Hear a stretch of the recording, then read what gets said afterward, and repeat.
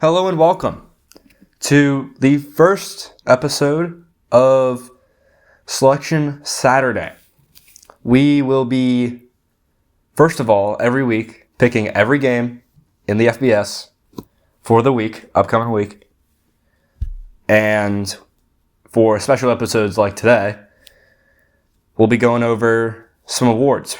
So we're starting off with some awards today. We're picking the Natty winner, we're picking the Heisman winner, and we're picking conference champs. So let's dive right into it. I'm here with Josh. Sup? And we will have a guest picker later for our Week 0 picks. But we're starting with the American. So, in the American, the consensus favorite is Tulane at 3-1. Then you got Navy at plus 380, UTSA at plus 450. It's a very open conference, but there definitely is a drop-off after you get to East Carolina at 18-1. So let's start off with the consensus favorite here, Tulane. They had 15 players on the all-conference team. They've got head coach John Sumrall, who is proven to be one of the better mid-major coaches currently. And they reloaded at quarterback because Darian Mensah is off to Duke. They got Jake Retzloff from BYU. Yep. What do you think about Tulane? Not many people were high on Retzloff, I feel like. Yeah, I was one of those people who did not like him. I personally liked him. I think he's great. I think he's definitely the second best American quarterback. I think if Tulane's team is as unanimously good as they usually are, like their team is always built to be great. Whereas like Eastern Carolina, they only have maybe two star players that kind of steal the show. Mm-hmm. But Tulane's team is always just consistent. I think they deserve the number one favorite. I agree. Should I move on? Yes. To Navy. Yeah. Blake Horvath and Eli Heidenreich return, if I'm not mistaken. Yeah, they do. Of course, Teska. Oh yeah. It's gonna be a great year. Does he return? I thought he. Yeah. Oh wow. Okay. They were unstoppable last year. Well, near the end until when they lost their undefeated streak. Yeah. I worry that people might have, especially in conference play, adapted to the wishbone. I completely disagree with that. They've been doing that for so long. Mm-hmm. But it's never been this. It hasn't been this successful in a while. And I feel like people teams are definitely trying to scheme around it more now that they're being projected as one of these higher teams that needs to be stopped. I don't think they'll get completely shut down, though. Because, let's say once they got into conference play last year, I think they were going in undefeated, having probably solid wins going into there. They're teams were probably oh crap, Navy's a contender this year. And maybe some of your week 10 and onwards opponents were were preparing for Navy's wishbone, in advance for that game. And they still couldn't stop it. So, with Horvath and Heidenreich getting even better probably this year, older, more experienced, they could win the conference this year. I'm not putting it out of their reach. That's my one worry, and that's my only worry, because I think that I think the wishbone might be the easiest. Or the flexbone. What flexbone? Yeah, the flexbone. Same thing. I think it might be the easiest thing to stop if the players suck. But which usually Navy, the players aren't the greatest. But this Navy team is insane. And I think the flexbone can work wonders if it all depends on the players. That's why it's never worked. And people have stopped it really easily in the past. And I just don't think they'll have enough time to stop, like, because they've been doing this for like generations. Mm-hmm, yeah. And no one, they're not really, I don't think teams will worry too much about changing their strategy since they've had strategies that have beaten it in the past for years. So I just think since this is probably going to be Navy's last good year. Because Heidenreich and Horvath are both seniors, aren't they? Yeah. I think, but I think Navy easily could be the number one contender. All right. We move on to UTSA, third in the odds, 4.5 to 1. They return Owen McCown, who lit up passing leaderboards, and his wide receiver core. But they didn't exactly get better. They didn't improve. And the defense, it just sucks. So maybe they can make a run to just air raid the ball until McCown's arm starts falling off and hope that they win every game 56-40. But I don't think UTSA, they'll probably finish top out of the standings. I don't think they're going to win. Okay. I agree that UTSA probably won't win. Hold on. What were they in the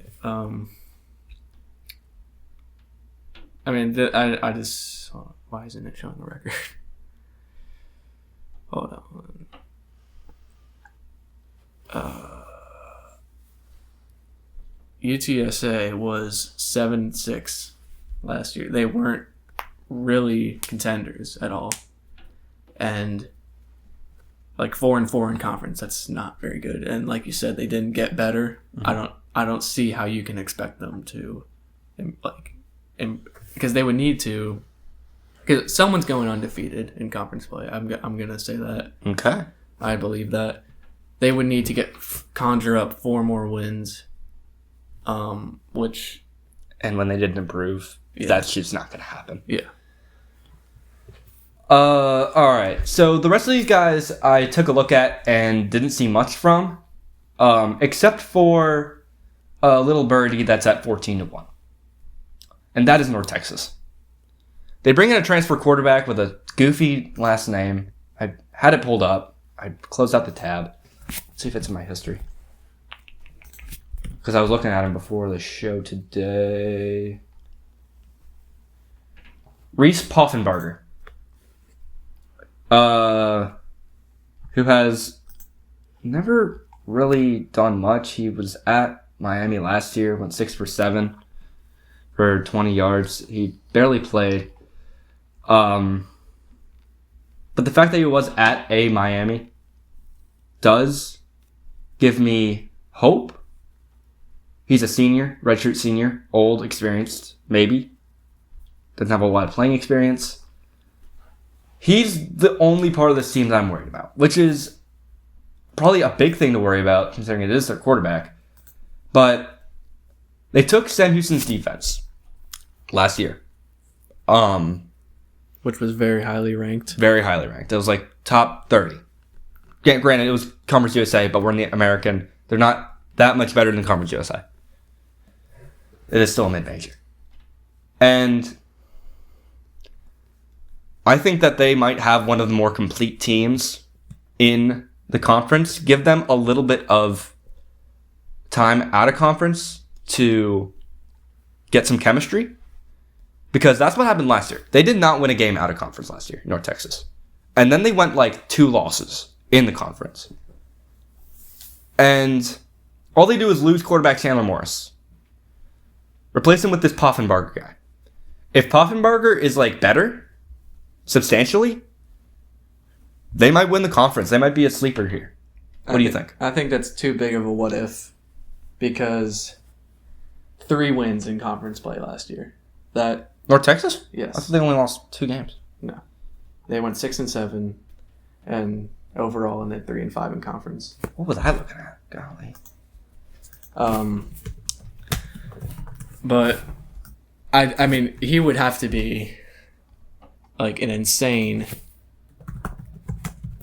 like upgrade for them to make up those 5 wins. Grant. Okay, there you go. So I doubt that's gonna happen in 1 year. I agree that the defense looks great, but too many what ifs for an already bad team. Okay, I see you. Yeah, I don't know where I got that info from. It was from 2 years ago. Not sure. Maybe it was for the wrong team. I don't know. I think the team's still good. I think maybe. All right. Do you have any other teams you want to mention? Yes. Okay, go ahead. I think I was wrong about my take earlier. Retzlaff is the 3rd best quarterback in the American. Number 1. Here he goes. Number 1 is Blake Horvath. Number 2, Byron Brown. Yeah. South Florida. He is a freak athlete. I like the way he moves. I like the way he puts his life on the line for the team. And I think that's great. This is his first year starting, I believe. I thought he got injured last year. No, I think he got put in because someone else got injured, but then they took him out. Yeah, just check. Yeah, we'll check. But still, this is. Hold on. Like injury. Okay. So this will probably be his first full year, hoping he doesn't get injured again. And I think South Florida, if the team that they built around him works out, they can make a big push. Maybe not win, but there's always a chance when you got Byron Brown. I'm anti-USF, obviously, because of my allegiances. And maybe that's just my own bias. USF, probably one of the better AAC teams perennially. I'm not a believer in Byron Brown. Not anymore. Not anymore? Not anymore. Were you ever? Yeah. He was putting up numbers. Yeah. Like sophomore year. Then he got injured last year. Obviously, leg injury kind of worries me. I mean... I think Byron Brown takes a step back. Okay. Anyone else you want to talk about? No, not really. I mean, maybe Memphis, but did they even... I don't think they have Hennigan anymore. No, they don't. But, I don't really think they got any better. Mm-mm. All right. Who's your pick to win? My pick to win the American Conference, hailing from Annapolis, Maryland, the midshipman of the Navy, of the Naval Academy. All right. Well, we're 1 for 1. I talked myself into Navy. And I think they face North Texas in the playoffs, or in the championship game. I think North Texas stuns. I think they'll play... Them or Tulane. I just wanted to make it a little bit fun. Yeah. I just picked North Texas. I think it'll be Navy, USF. Okay. Next is the ACC. Your consensus, number 1, is Clemson at plus 100. Then you get Miami at plus 400, 4-1. Then Louisville at plus 750. Then you get to SMU, Georgia Tech, and then a fall off to Florida State and Duke. The ACC will not be a fun conference. I disagree. I think it's going to be more of the same. We'll go over Clemson first. Yeah. They retained 80% of the roster. Well, yeah, they don't do transfer portal there. Cade Klumnik just keeps getting better. It was very marginal to start his career. But last year, he definitely took a step up to get Clemson into that championship game and winning that championship. What you're describing is what happened to Drew Aller. But you will never give Drew Aller. Yes, because I don't like Drew Aller. And I like Cade Klubnik. I like watching Cade Klubnik. I don't like watching Drew Aller. That's just not fair. I don't care. So, he'll finally take that next step, and I think Clemson will make it far. They're favored for a reason. What would you like to say about Clemson? Clemson is not my favorite team. I mean, obviously the ACC is never the strongest, but like it took a team like SMU, like they like it just shows that Clemson, they're not too dominant in their own conference. Like they think they're like an Alabama or a Georgia or an Ohio State, but like SMU beat them last year just willy-nilly. Like that I know Clemson won in the championship, but SMU was undefeated in conference play. I think they'll do good this year. They'll do better than they did last year, and that's saying something because they made the playoffs last year.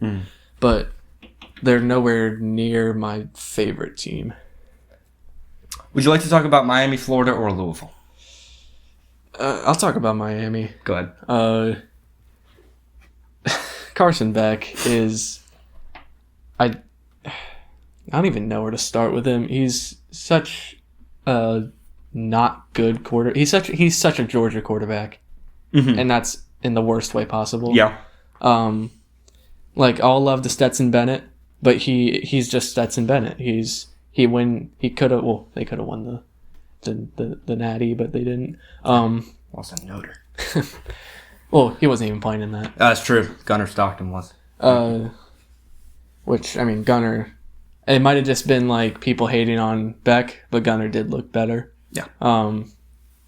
But Carson Beck transferred to Miami for reasons that are interesting, but that now don't apply. So, but like that, honestly, that's important. Does he even care about the team? Or did he just go because of his girlfriend that is no longer with him? But I don't know.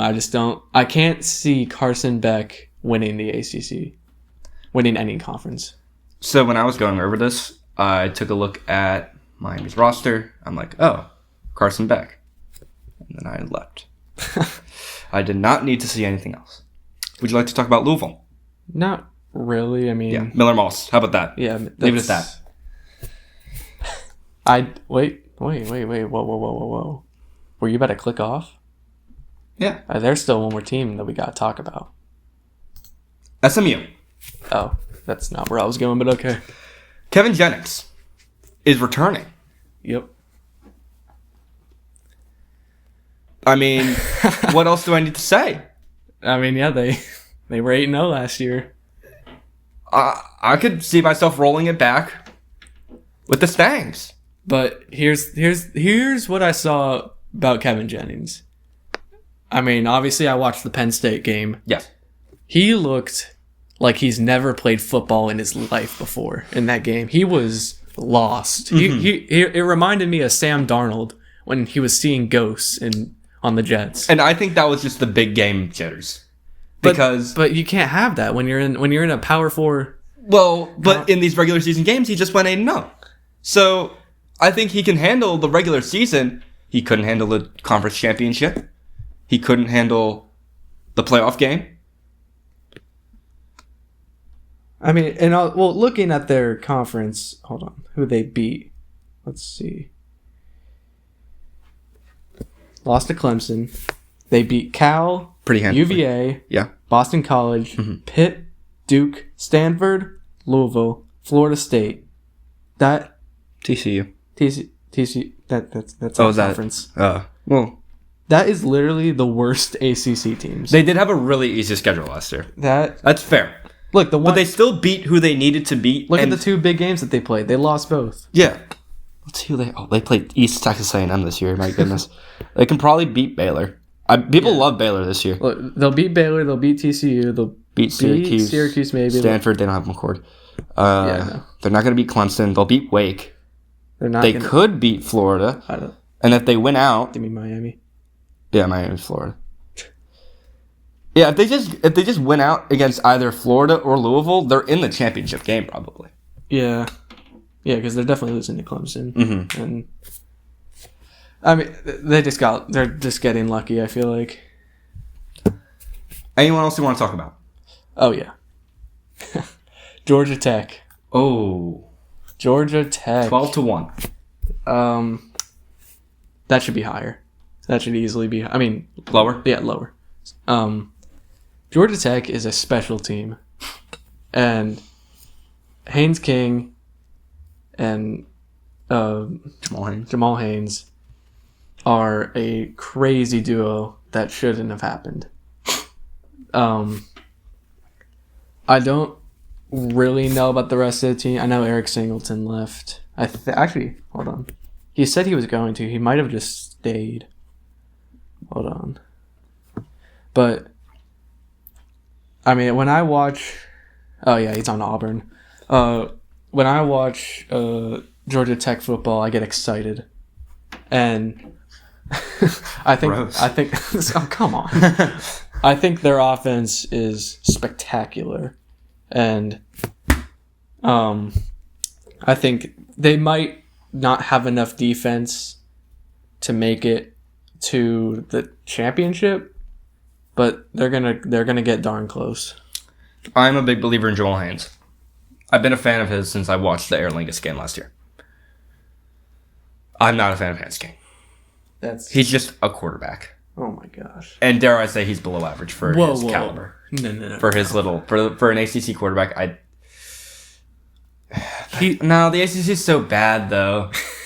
He might be average for the ACC. Look, he's not an NFL quarterback, but he is a college quarterback. He represents what college football is all about. All right. I mean, if you say so. Do you want to talk about Florida State? Hell no. Duke, UNC, Virginia Tech. No. Sorry, Nate. I mean, we'll give Nate a little preview. Virginia Tech. Is Kyron Drones back? Yes. Sorry. Yeah, that means Bye. they're losing. All right.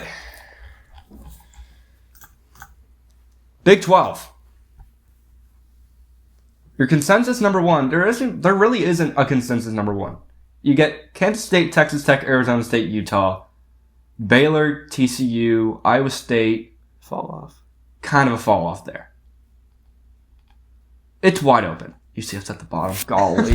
I know it was bad. I didn't think it was last, though. I don't want to talk about him. We're not going to talk about him. Taven Jackson. There you go. So, this will be another... None of these... No. I think one of these teams could upset. One of these long shots. Because this conference is wide open this year. And... honestly, the teams at the top, there's no real reason to really love any of them, in my opinion. I don't agree with that. Okay. There's one I like, and I know you're gonna hate it. So is it Colorado? Arizona State. Levitt is good. No, he is not. And he is I'm done with you hating on Levitt. They almost beat Texas. They almost made it to the semifinals. Yeah. Remind me who got like 3 touchdowns in that game? Scatterboo. Even a passing touchdown? Scatterboo. It was Scatterboo. Scatterboo was the team. And I'm tired of people saying, like, just pairing the quarterback with the overall success of the team. But Retzloff, Sorsby, Cincinnati was awful. I don't know why I mentioned them. Retzloff, he's just in that group. But you can the quarterback always impacts the team. Yes, they're the number one impactor in most cases. I don't think it was the case with the run-heavy Arizona State team. I just think Levitt can get it done. I agree with that. He won't win you a championship, but he'll like a national championship. But he can win you the conference, especially with how bad the Big 12 is this year. Okay. But I worry about weapons. I don't know what weapons he has. I honestly don't know either. Hold on. While you were looking at that, I'll go over my team. At least one of them. Oh, wait. Who's winning the ACC? Huh? Who's winning the ACC? Oh, wow. I say Clemson versus SMU again, and Clemson wins that again. I think it'll be Clemson. Oh, I don't want to say Miami. You can. No, but I don't. I mean, it's like sacrilegious to say Miami after what I just said. I guess. You could do Georgia Tech. The thing about Georgia Tech's such a gamble, though. Go ahead. They just have to make it. They don't have to win. Yeah, you're right. Give me Clemson. Clemson. Yeah, just give me Clemson. Georgia Tech. Clemson wins. All right. Texas Tech. Baron Morton is back. He's another one of those quarterbacks in the Big 12 who just certainly plays the position. That's all you need to know. He's on the same plane as Sam Levitt and Parker Retzloff and all the other guys. Mm-hmm. Oh, you're going to be happy about this. Arizona State, they have Kanye Uda. Oh, they got Kanye Uda. Yes. That is kind of a game changer. I completely forgot about that. Shoot. Okay. That might change things, actually. Okay. I gotta stick to my guts. But, okay. Actually, no. I'm sticking to my long shot pick for this one, even though it's not really a long shot. So Texas Tech spent like $1 bajillion in the portal. I think they spent the most out of anyone. I don't know if it was the number one portal ranking, but they spent a lot in the portal. Okay. With how important the portal is, I think it definitely is important that they utilized it to their best extent. But I worry that it will be all for naught, and it's still Texas Tech, and they're not going to do anything. So that's my 2 cents on Texas Tech. Do you have any? For how much they spent in the portal, I'm looking at it, and I'm not really liking what I'm seeing. I agree. Like Quinn Joyner, okay. Mm-hmm. Reggie Virgil, okay. There's nothing that makes me like, oh wow, that's a great poll. Mm-hmm. But like Kanye Udo, Yeah. like that was a surprise. That was a nice surprise. I'm not seeing any nice surprises here. And like the quarterback is still. Is he good? Is he not? Yeah. I think they're hiding behind money. The money. Yep. It's a money league now, so I feel like the guys who are going to spend the most money, it's going to translate, but it's Texas Tech. But so, if you spend $100 million on a American Eagle shirt, it doesn't matter how much money you spent on it. It's still an American Eagle. I mean, not to hate on American Eagle. I just bought an American Eagle shirt, but still, like, it doesn't matter. Like, the money is not what wins you games. It's the actual skill of the players. And money can get you the higher skill players, but it seems like they didn't do that in this situation. Okay. I'll talk about another guy, another team. And that's Utah. So, the guy's out. The freaking 6-year. Oh, yeah. What's his name? Cam Rising. Cam Rising. Gosh, I should know that. Okay. Cam Rising's out. Yep. Thank the Lord. Finally, Whittingham can stop needing to play a washed old dude, and they can go for Devin Dampier. Yep. They're transferred from New Mexico. Yep.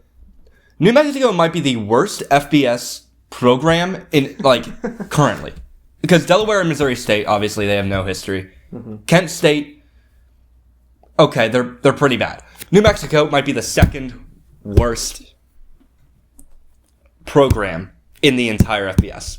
Mm-hmm. And Devin Dampier made them not embarrassing. It's hard to do. That is really hard to do. Utah is going to take a gamble on them. I think he can Pavia his way to a Big 12 championship game and maybe even win it. Just because of Whittingham, I love the coach. I love the quarterback. The weapons will have to progress, but if they do, that's all they need in this weak conference. I think Utah was rated really high last year. They were What were they top? They started top 10. Right? Yeah, I think people were picking them to be a top 4 seed and win the conference. Yeah. I think this team is better than the last team, definitely. Mm-hmm. Especially Cam Rising out, but Dampier better than Rising, obviously. Wayshawn Parker, I liked him in Wazoo. Mm-hmm. Receivers, I haven't really heard of many of them, but I mean they're all new. They're all they could be good, they could not. Defense pretty much the same. I think this team will be better. I don't think they'll win it just because the last team was so bad. Mm-hmm. I think they'll be barely above 500. Okay. Anyone else you want to talk about?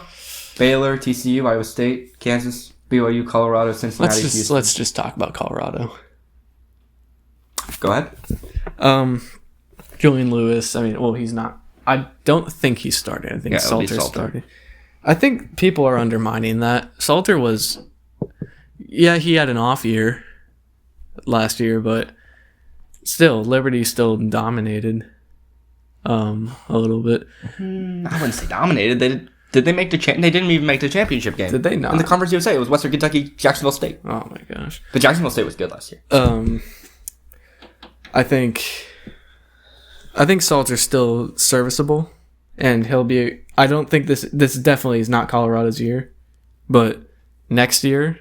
Maybe Julian Lewis finally playing, having a year under Salter, who's was he 5-6 year senior by now? Probably.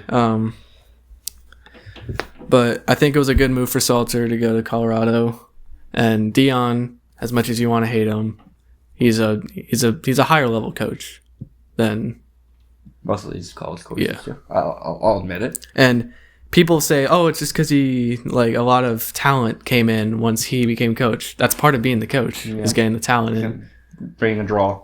So, I don't think you can blame Dion for that. But they're definitely not winning it this year. But maybe in years to come, they can make a push. Houston should be last, below UCF. I don't understand. They're a basketball school. They're only in here for basketball. It's like if UConn joined the ACC, they'd be last in this ranking every year.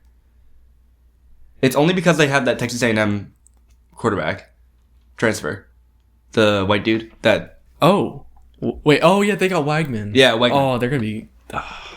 I love Wagman, but That's the only reason they're 35-1. I think he's on Houston. He's can't. He's not gonna do anything. Anything else? Scroll up. BYU, no. Kansas, they're gonna be bad. I mean, I don't know why Baylor's so high. Sawyer Robertson, our quarterback. That doesn't explain it. Exactly. I think we're good. Okay. What's your championship? Championship will be Arizona State versus Utah. Did we even talk about Kansas State, the favorites? Oh. We'll talk about them in our little preview later. Yeah. And that'll be all you need to know from what I think about Kansas State. And probably what he thinks. Yes. Arizona State versus Utah. And Utah wins. Arizona State versus... Oh, I don't like anyone else. Exactly. That's why I have Utah winning it. Arizona State, Kansas State, Arizona State wins. Okay. We move on to the Big Ten. And... Yeesh. Oh, yeah. Ohio State... Boo. Around plus 200, 2-1 to win. Penn State... Yeah. Plus 230. Oregon plus 345, then you get a huge drop off. I wouldn't. No, I'd include Michigan in there. Okay, Michigan 9-1.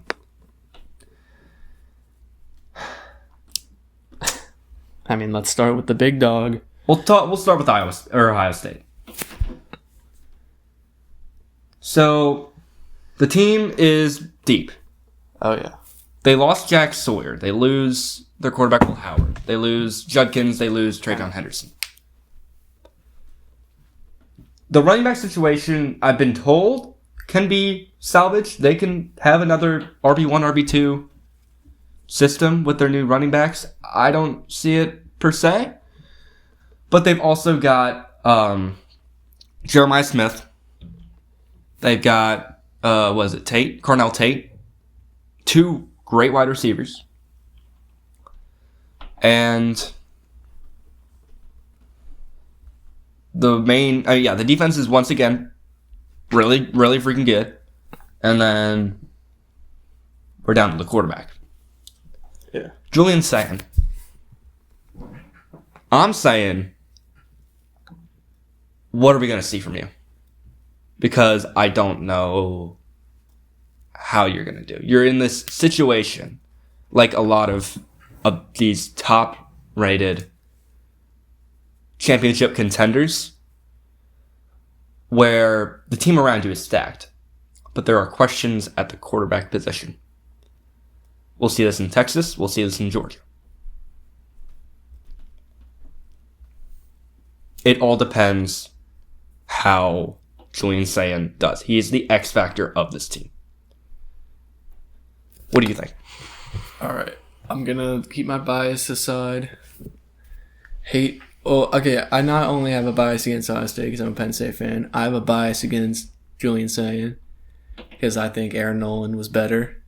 And they picked Sayin over Nolan, which clearly they saw something I didn't, but it's fine. But now they lost a bunch. They lost their most important actually, no, I wouldn't say most important defensive. Maybe the most important. I mean, they keep Downs. Yeah.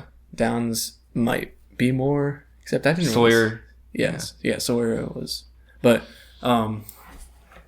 James Peoples is their starting running back, and I mean he hasn't had a chance to do anything. He's a sophomore, but what I see is a rookie, basically quarterback, and a sophomore running back, and a sophomore wide receiver, and I don't know where Cornell Tate is. Cornell Tate I think is a senior. Okay, but I don't see this as the year to do the repeat. I think they could.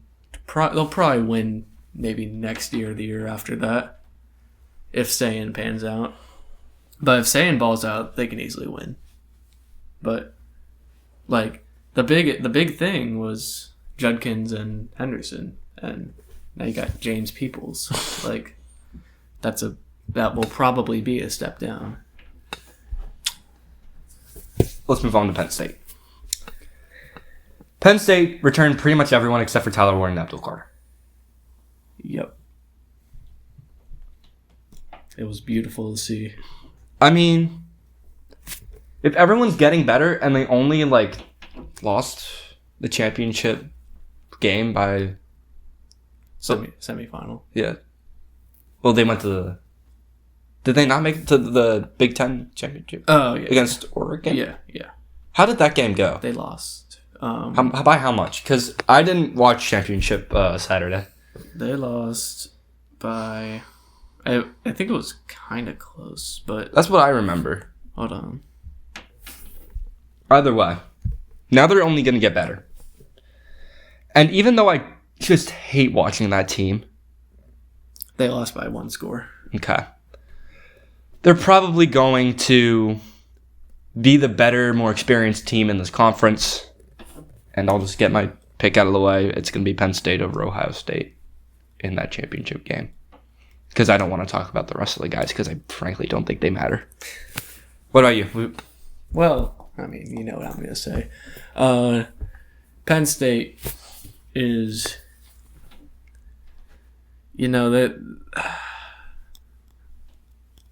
I want to say they're the best team in the nation.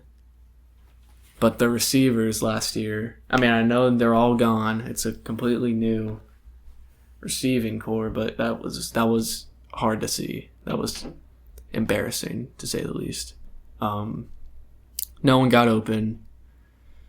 And what I also don't want to see this year is more of the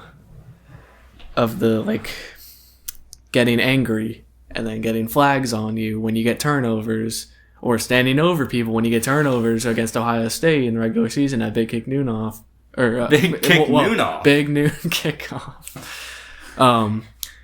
And then you lose the game because of it. That's just not what I want to see from them this year. I hope they're more disciplined this year, and I hope that Aller can he keeps getting better every year.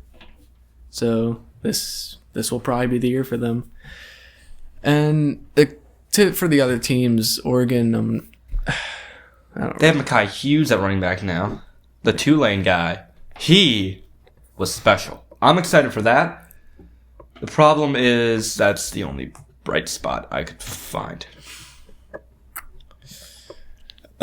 Michigan, no one. Bryce Underwood isn't going to take him to a championship year one. No. Absolutely not.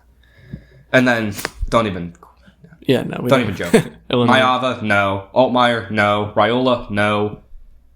Whoever's at Indiana. It's Mendoza. Oh my gosh, Mendoza, absolutely not. Gronowski, no. I don't even know who's at Washington. It's not Rodgers anymore. No, it's Williams. It's Damon Williams. Yeah. No. Kaliak Manis, absolutely not. Childs, no. Whoever's at Scotty. Well, it was Tyler Van Dyke. Yeah, no, he's not. He's at SMU now. UCLA is Imaliava, no. Rutgers, Maryland, Northwestern, Purdue. All right. What's your pick? I already made mine. Penn State over Ohio State. I'm going to concur. All right. Well, we've gotten all the fun stuff out of the way, or the boring stuff out of the way, should I say. We've made it to a little run of mid-majors here. Starting with the Conference USA. Liberty is favored minus money to win this conference. The only one. What do you think about that? I think that's dumb. I don't think any team should ever be minus money to win the conference unless like Ohio State moves to Coosa. Mm-hmm. But I mean, Liberty, like you said, they weren't spectacular last year. Mm-hmm. Who even is their quarterback? Ethan Vasco from Coastal Carolina. Oh, I like Vasco. That hurts. I just ripped on him, but you don't have to rip on him. You're ripping on the team.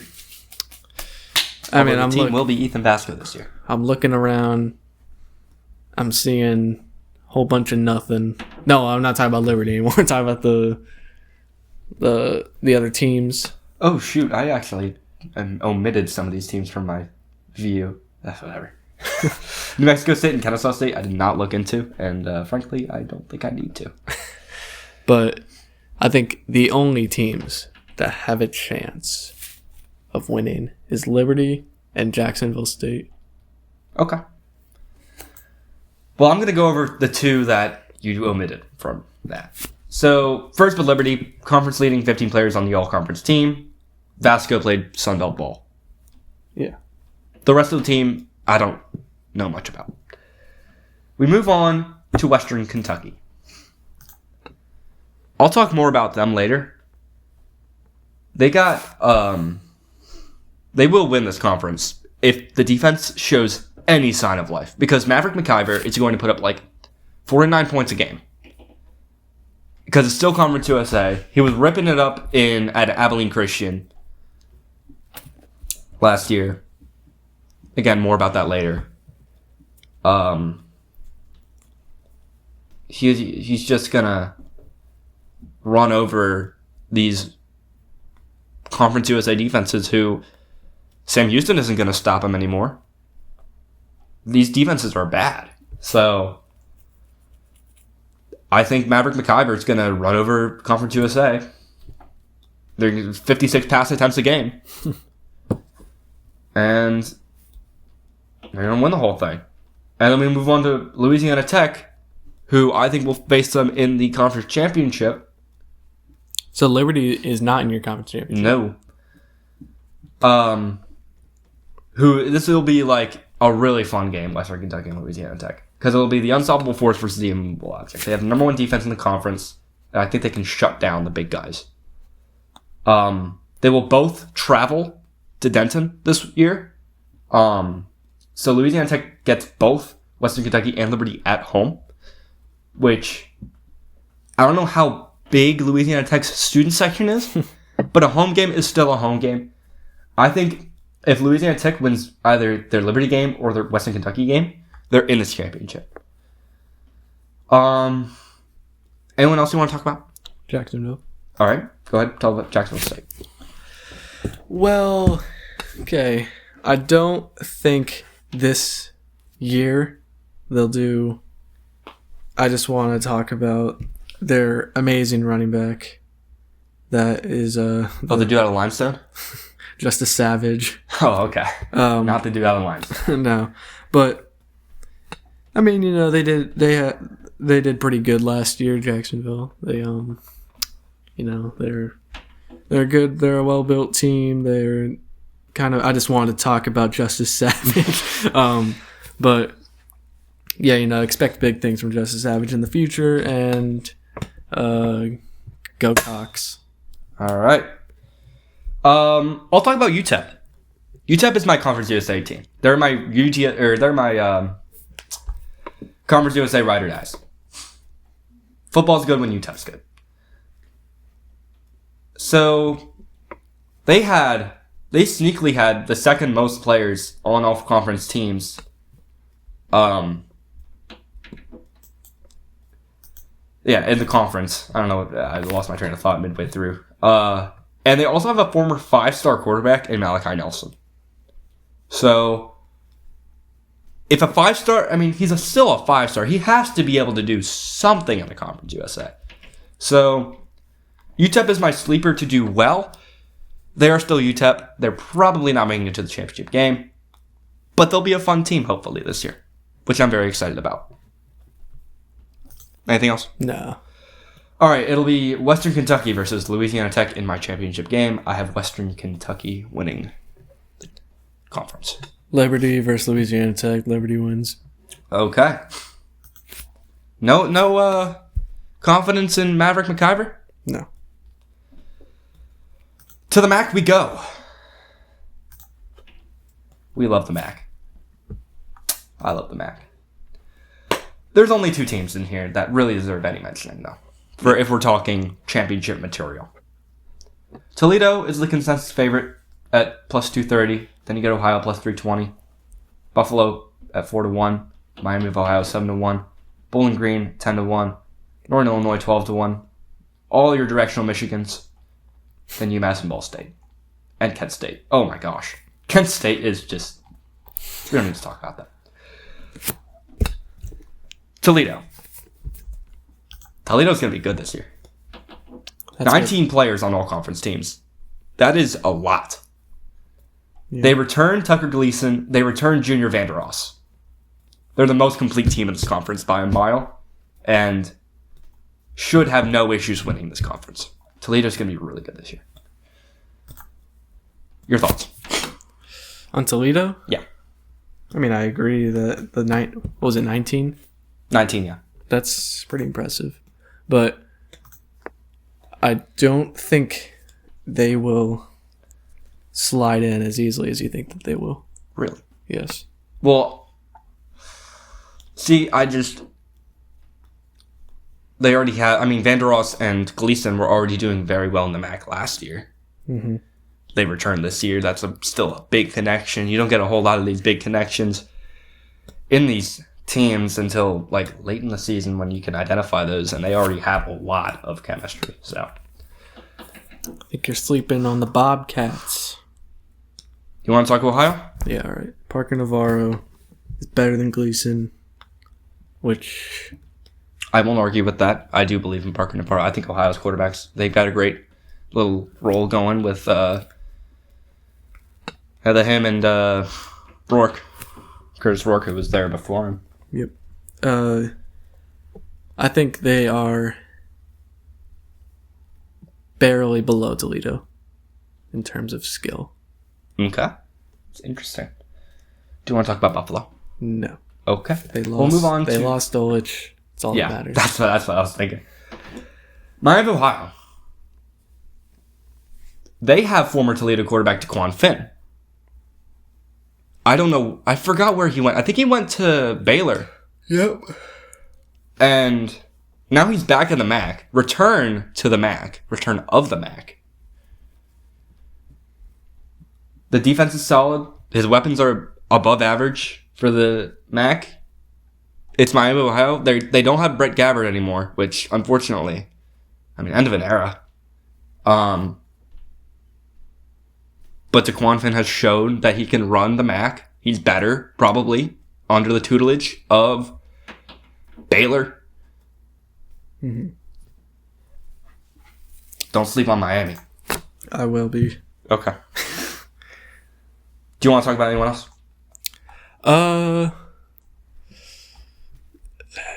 No, not really. Okay. Do you? Nope. Okay. Toledo versus Miami. Toledo wins. Whoa. Toledo versus Ohio. Ohio wins. Interesting indeed. Let's go to Mountain West. Do we have to? Boise State is another favorite. I thought Liberty was the only one. Nope. Boise State is, for some reason, minus 155 to win the conference. I know they run the Mountain West, but maybe their bad is good enough. I don't know. 7-1 is next with UNLV. 7.5 to 1, San Jose State. 10 to 1, Fresno State. 14 to 1, Colorado State. 16 to 1, Air Force. 21, Miami. And it's kind of yuck. Did I say Miami? Hawaii. Okay. Boise State. They are. I noticed a lot of these favorites have the most players in the conference on the all-conference team. They have 13. But that's lower than the 15 or the 19 that we've seen from these others. That kind of worries me. I don't know why they're minus 155 if they've only got 13 guys that are willing or above average. I'll tell you why. Because the next best team has Alex Orji as their quarterback. But I don't think they're the next best team. I don't think UNLV is the next best team in this conference. And I think that there's a real sleeping giant at 20 to 1. Really? UNLV returns Jaden Thomas. I should probably ask you what you think of Boise State. I don't think they should be that high. Agreed. I think they're just riding on the hype still, somehow. You could say they're in Arizona State. You could say they were carried by their running back, but Arizona State was more of a complete team. Yep. Than Boise was. I'd rather have Snow Leather or Maddox Madsen. Yeah. Anyone would. Yeah. But are they the best team in this terrible conference? Maybe. I don't think so. So, I'll go back to UNLV. They returned their running back who ran for 900 yards last year, Jaden Thomas. And he's really the only guy you need to be worrying about. And even then, it's just, they're not great. More on them later, of course, because they play Idaho State this week. Thoughts on UNLV?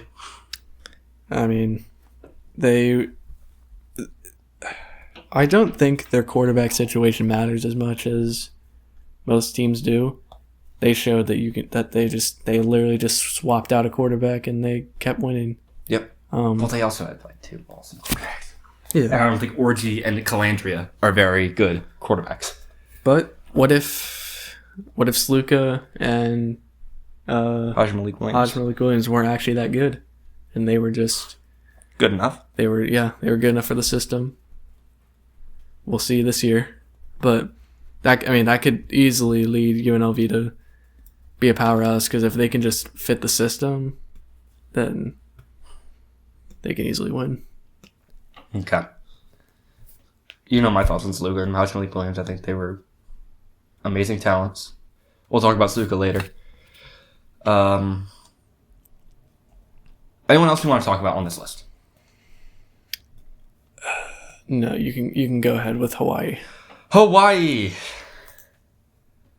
This is a complete shot in the dark because I hate this conference so much this year.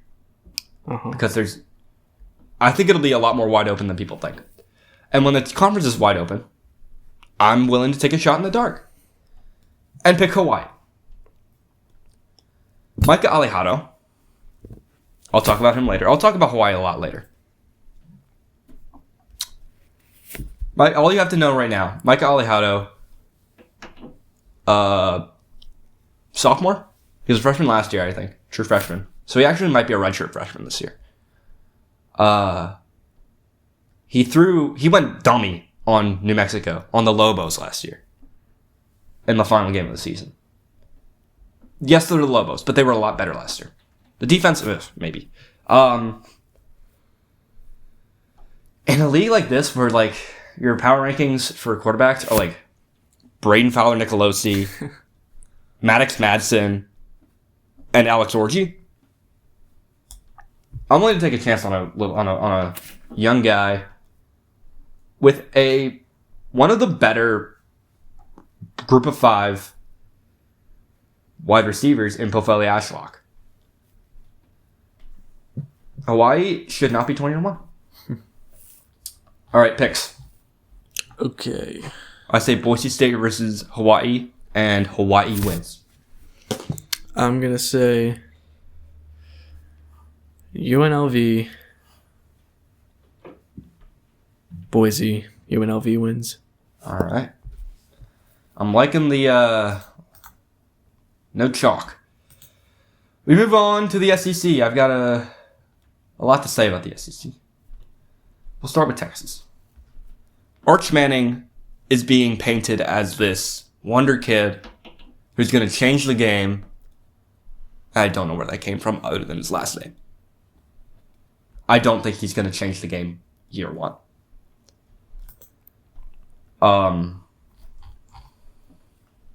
They do have 4 straight top 3 recruiting classes, and Sark is a good coach. This is another one of those teams where the whole season relies on the quarterback and the development of their wide receivers because they lost their good ones in the draft. Okay,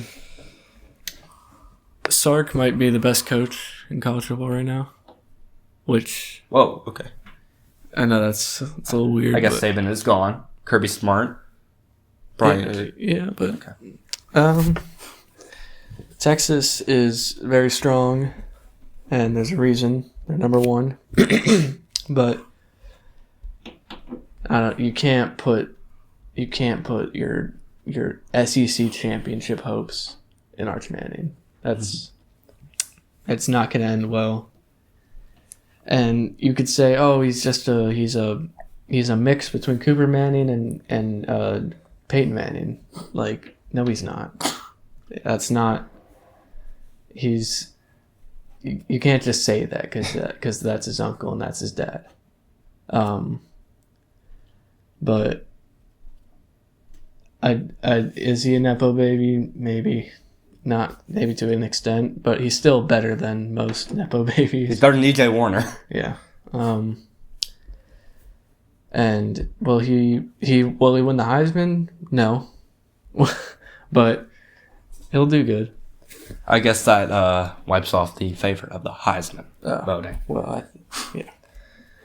Georgia. I mean, you never really can count out Georgia. Their wide receivers were a little bit lackluster last year. They bring in Zachariah Branch from USC. They bring in Micah Bell from Vandy, who probably a left arm to him. And Noah Thomas from Texas A&M. Will they be better than Arian Smith and everyone else? I forgot who their wide receivers were last year because they were so irrelevant. I remember Lawson Lucky. I think he was our tight end. He might be back this year.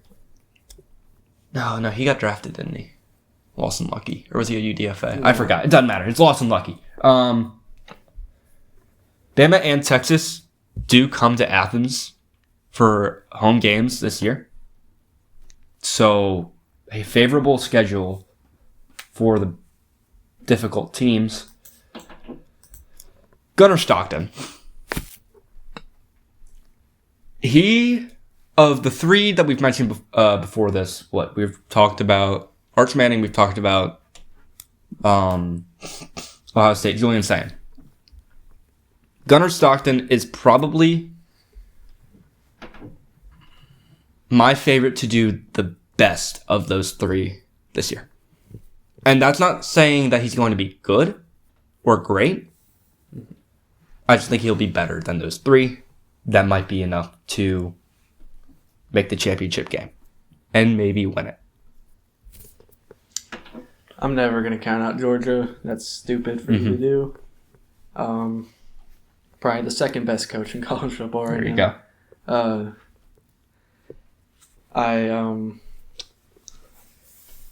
I mean, Nate Frazier, he's a good pickup. I don't know. Wasn't Nate Frazier already on Yeah, the team? when I say pick, I meant like just starting him. Okay, yeah. But, I mean, yeah, you really just can't count out Georgia. They easily could win. They could jump out of the gym, win this thing. Or Gunnar Stockton will not be the savior. But when has Georgia ever had a savior at quarterback? That's fair.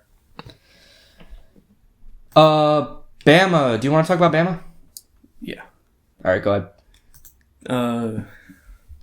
Simpson. Ty Simpson is a mystery. Bama has they've had a history of good quarterbacks and making maybe players that weren't good quarterbacks. A.J. McCarron. Mac Jones. But yeah, they have the same effect Georgia does. It doesn't matter who they put at quarterback. They're gonna win games. They're gonna do good. It's Alabama.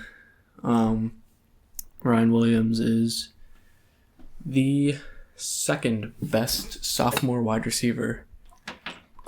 Cam Coleman is the best. Yeah, Alabama easily could win it. LSU. They're not winning it. I'll say that right now. Wow. Nussmeier is not winning it. He's not. Okay. Well, I have a lot of good things to say about LSU. They grabbed Nick Anderson from Oklahoma. They grabbed Barry Brown from Kentucky to fill in the wide receiver holes of R.I.P. Lacey. Karen Lacey. They also lost. Did they lose Double A? I don't know if they lost Double A, but they filled in those wide receiver holes and bolstered the defense with Patrick Payton and Jack Pyburn. Number 1 transfer class to an already solid team. Sign me up. Garrett Nussmeier, I'm a believer. Bang, bang. I'm looking at the receivers in LSU, and usually, one of them. Yeah. I'm looking at these guys. I mean, Aaron Anderson. Yeah, Aaron Anderson. Double A. They're bringing Nick Anderson and Barry Brown, who probably should be starting, if I had to guess. But I'm not going to have a guy transfer in his senior year just to sit on the bench, you'd think. Yeah. I don't like the team. I don't like Cade Durham. Whoa! You don't like Caden Durham? Okay, that's biting words. He's awesome. I don't even know why I didn't bring him up. Yeah, Caden Durham, guys. Watch out. I got a bad feeling about the Tigers. All right. And what else do you want to talk about? Yes. Florida. Okay. And absolutely not. South Carolina. Both elite level quarterbacks. Agreed. Florida, this is okay, hold on. I don't know if I want to say that yet.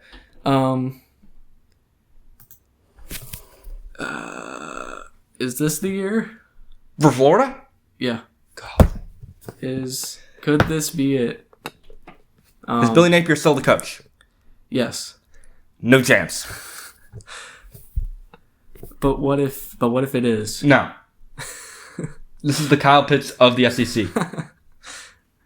I I think you're being too hard. I think you're going to be surprised. Wait, wasn't Kyle Pitts also from Florida? Yes. Oh, man. Okay, we should have seen this coming from the beginning. All right. But I think this... Man, that's tough. Florida's good, but they're not championship yet. Next year is the year. They got to find a new coach, whether if they want to be considered a top player. New coach, new running back. Boom, you win. South Carolina easily could win this and has the best SEC quarterback. I think I agree with that. They easily could Blackway. also have the best SEC wide receiver. Could.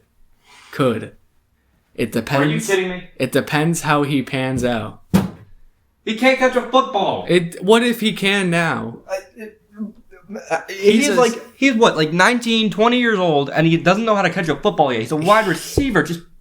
If they find out how to utilize him well, then sure. He's a 6'5", 220-pound fastest SEC player, and they don't know how to use him.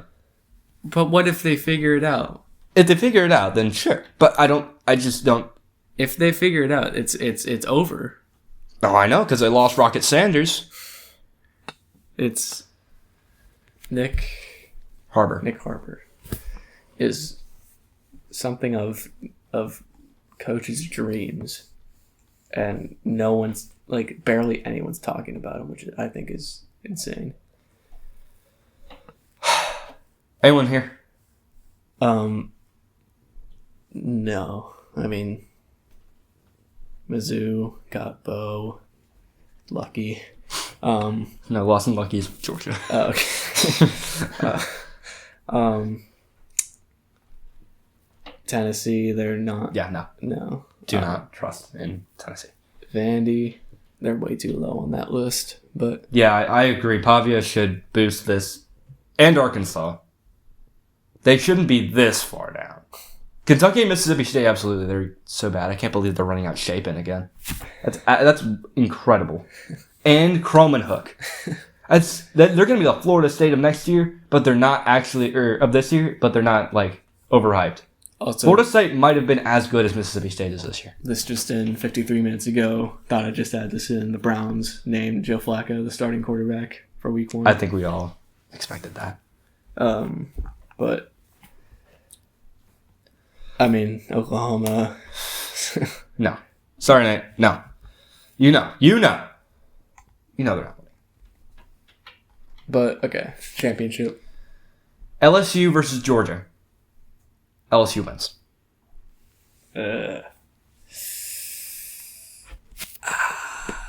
Texas and South Carolina. Texas wins. Wow. Okay. Sunbelt is all we have left for conferences. Then we'll get to Heisman and Natty. So, Sunbelt, unique for being the only conference that still has divisions. So, pick carefully. You got an East and a West. Mm-hmm. I honestly don't know the divisions. I just know that whoever I picked was in the East, and one was in the East and one was in the West. The Fun Belt. Let's start with JMU. Your favorites at plus 290. They got Matthew Sluka, and they've got Alonzo Barnett. Yep.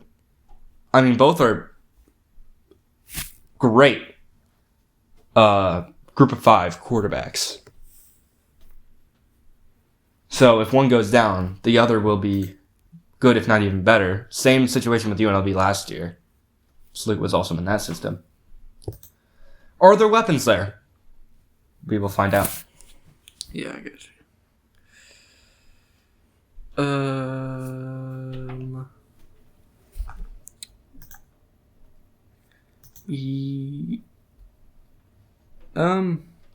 Not really.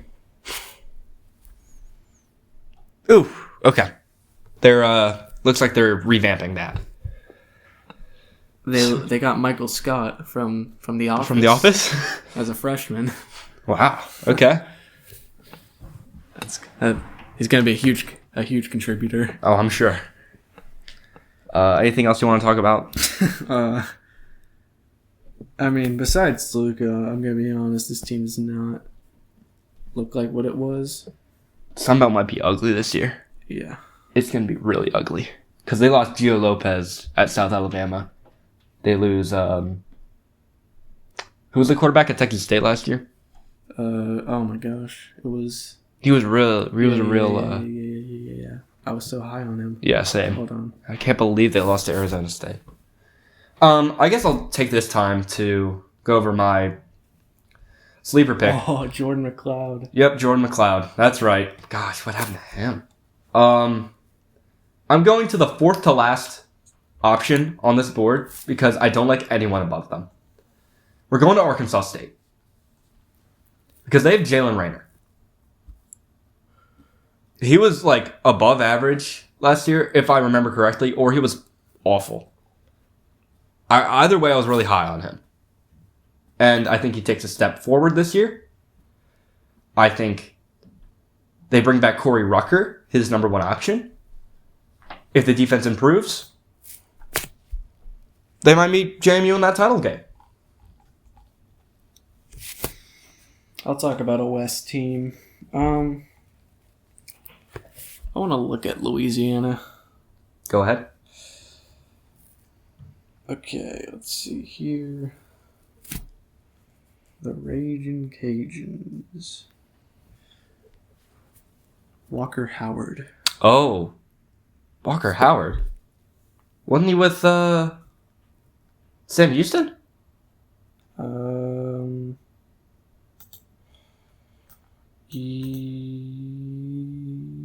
No, he was with Ole Miss. Oh, he was that guy. He didn't do anything. I forgot about Walker Howard. My goodness. He has 63 total college football yards. I think I have an autograph card of him. Or like a numbered card. I think that's where I know him from. He better be good. That's an SEC quarterback right there. It's true. Not much else to say, but there's someone to look out for. Anyone else? No, not really. JMU versus Arkansas State. JMU takes it. JMU, Louisiana. JMU wins it. Okay. Before we get on the Heisman, I have something to get off my chest. Oh. So, Caesars is just flat out, like, scamming people. Because we look at the books. You get down to about the 45th most likely guy to win the Heisman. And you get to Tate Rodemaker. You might remember Tate Rodemaker. Pretty sure he was FSU. He was part of the FSU Mumbo Jumbo 2 years ago. Tate Rodemaker is not in college anymore. And he's 100 to 1 to win the Heisman. Not only that, guess who else is on this board? Our good friend, TJ Finley. From Rice, from a bajillion other colleges. He was with a new team every year, TJ Finley. And eventually, he just retired because he was so injured, he had to medically retire from college football. He is also on this odds board, not only at Caesars, but also on Bet365 and ESPN Bet. He's not coming back. He medically retired, and there's no reason for him to come back. He's probably still finishing up his education. I don't know. He might actually be a graduate. And he is still more likely, him and Tate Rodemaker are more likely to win the Heisman than Cam Coleman, sophomore wide receiver out of Auburn, who could be the best wide receiver in the college football this year. There's also a Sacramento State quarterback listed on here, and I don't know how that is, but that out of the way, Heisman. Number one's Arch Manning. We went over that. That's not happening. I don't know why this is disgusting. Garrett Nussmeier. Nope, not happening. So Garrett Nussmeier. I talked about LSU a lot. They will arguably be better this year if they figure some stuff out. If he replicates his performance from last year, where he was like top quartile of the SEC in like quarterback stats, he will be in the conversation. If he does better, he will win the Heisman. Incorrect. Move on to Cade Klubnik. Not winning it.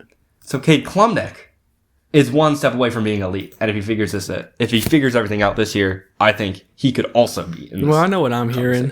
What? If. Yes, because none of these guys are like far and away proven. Unless you want to talk right here. Yes, I do. Who's one of your Heisman contenders?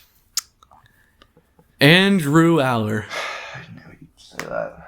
Reigning from somewhere, Ohio. He is the most NFL ready, most consistent, best quarterback in the nation. Better than Manning, better than Nussmeier, better than Klubnik, better than Beck. Way better than Beck.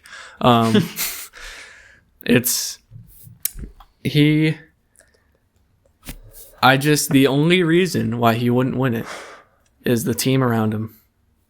And especially the wide receivers around him. That's also what I don't like about Nussmeier. I don't like who's around him.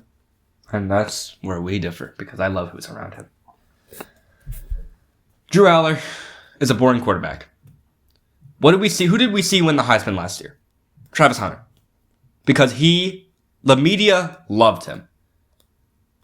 The media does not love Drew Aller. Yet. Fair. Maybe he does end up taking a big leap this year. I don't hate 17-1. I think that is fair. I don't see how you can like Will Howard but not like Drew Aller. Will Howard was much better. Whoa. Yes. Will Howard. They're not even. I liked him at Kansas State, and then I liked him a bit more at Ohio State. Their play style is very similar. Throw the ball and run every once in a while. So that's what we call a quarterback. Yes. That's not a play style. They are both very generic quarterbacks.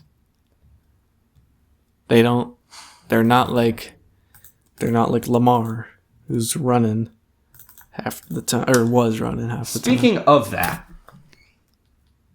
let's move to a 40-1 man. Marcel Reed. What about him? So Marcel Reed, Texas A&M's quarterback, he fits that bill, I believe, of two-way quarterback. He's probably the best two-way quarterback in college football right now. He can run, he can pass, and I think that's what the media wants to see. And I think he will be in Heisman conversations this year. He's one of my dark horses. My dark horse would either be... What is Mateer doing there? Jeremiah Love. I don't think Ryan Mack's winning it this year.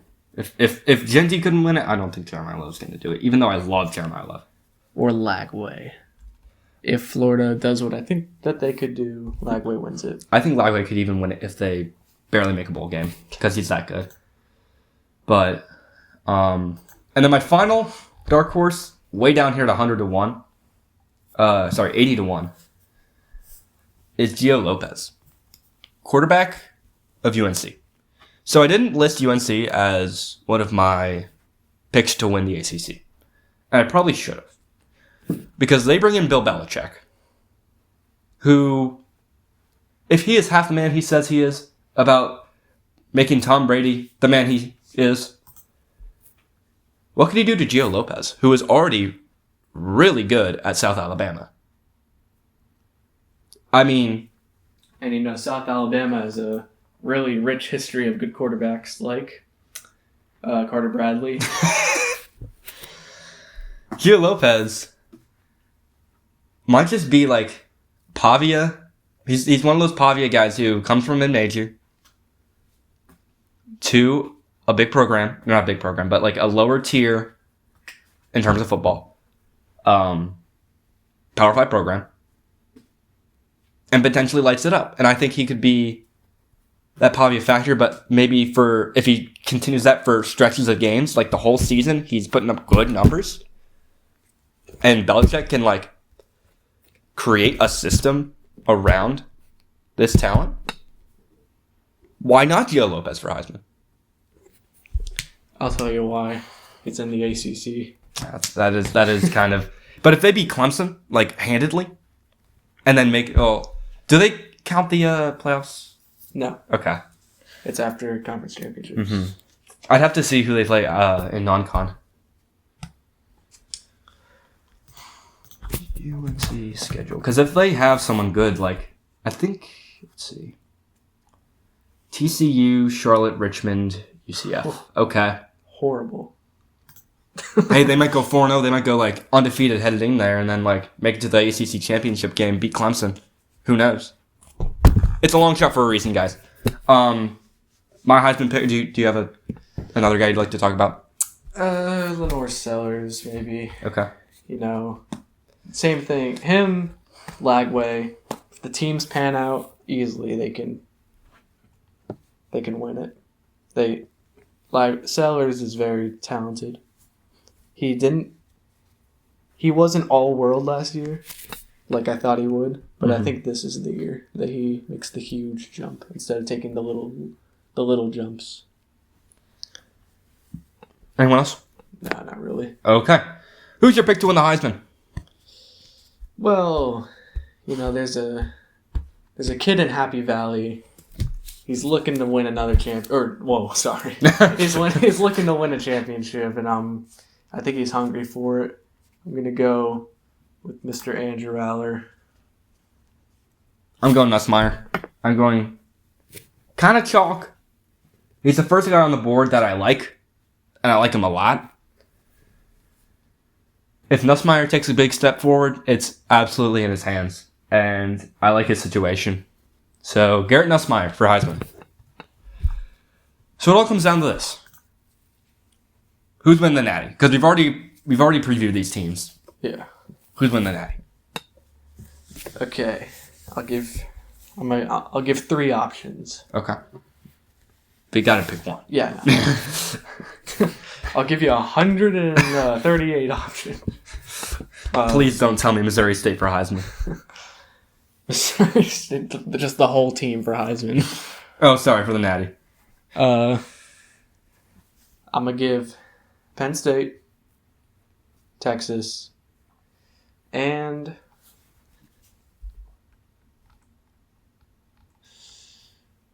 give me South Carolina. Okay. But my overall pick, I'm envisioning What's the championship game? Penn State, Texas. Okay. I'm envisioning walking into the national championship after they win, and I see, I see a bunch of people. Never mind, just Penn State. It sounded cooler in my head. Okay, buddy. So, my picks. Not Texas. Not Ohio State. Not Penn State. Probably not Georgia. Not Oregon. Not Bama. We'll go Clemson. I'm leaving. LSU. I'm leaving. Who's another? Oh yeah, CJ Carr. Why the hell not? Notre Dame. It'll be Clemson LSU. It'll be the Tiger. Tiger versus Tiger. In the championship game. And LSU wins. All right. You've gone insane. 14-1. Book it. Oh, I thought you were saying that's what the score is going to be. Yeah, they block an extra point. Yeah, 1 point safety. No, I just maybe there's no far and away team. I've been saying this all day, and I found a little pocket of guys without these stupid first-year quarterbacks who are favored over them. Klubnik has already shown something. Nussmeier's already shown something. Notre Dame has Jeremiah Love, who can just run over everybody. Why not us? Why not them? This is LSU's beard. Go Tigers. All right. And now we are on to our picks segment. Starting off with Farmageddon, Kansas State versus Iowa State. This is the 108th Farmageddon. It'll be held in Dublin, the Aer Lingus kickoff game. Kansas State is favored by 3.5 points. Both teams are ranked. Kansas State 17th, Iowa State 22nd. This is the first Big 12 game on Irish soil. Last time out, Iowa State beat Kansas State on rivalry week last year, 29-21. It'll be Rocco Becht versus Avery Johnson. Both quarterbacks returning from last year. Iowa State grabbed Xavier Townsend from my UCF and Chase Soul from ECU. Their one issue last year was that they couldn't get sacks. But they still do have their all Big 12 safety, Jeremiah Cooper. So the defense, while it could be better, could be the defensive back situation I do believe in. Meanwhile, Kansas State, their offensive line is kind of dookie. They retained their tackles leader from last year, but they lose their sacks leader, Brendan Mott. I'm very interested to see how ISU's new wide receivers match up against Kansas State's new defensive backs. I'm also very intrigued to see how Avery Johnson fares in his, second full-time season? Because Will Howard was the quarterback 2 years ago. I'm interested to see how he does in his second year, if he takes that jump he needs, really spur Kansas State on week 0. But I don't think they get it done. I think Iowa State pulls off the upset in Dublin. Give me Iowa State. Okay, I wholeheartedly disagree. Wow. I think Kansas State is going to run on them. It's going to be a slaughter. Really? And I'll tell you why. Okay.